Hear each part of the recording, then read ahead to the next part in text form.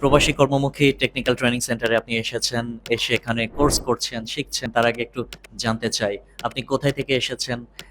আপনার নাম, পরিচয়।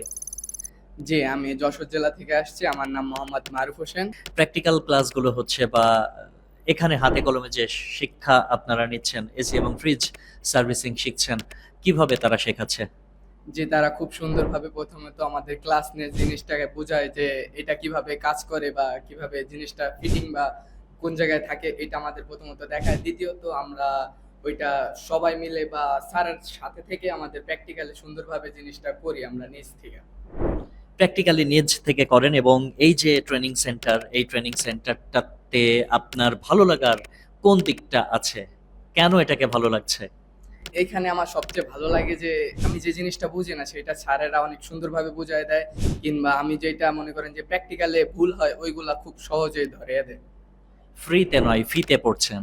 এরকম একটা কথা আমরা শুনেছি। অর্থাৎ কোনো জায়গাতে ট্রেনিং আসলে ফ্রি সাধারণত হয় না বললেই চলে। অনেক জায়গায় আছে। কিন্তু ফ্রি জায়গাগুলোতে না গিয়ে ফিতে কেন আসলেন?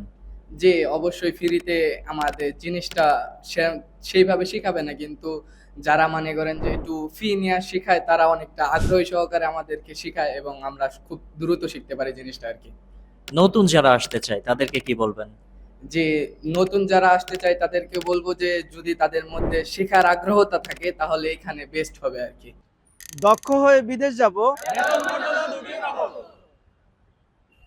উই আর ফ্রম প্রবাসী কর্মমুখী টেকনিক্যাল।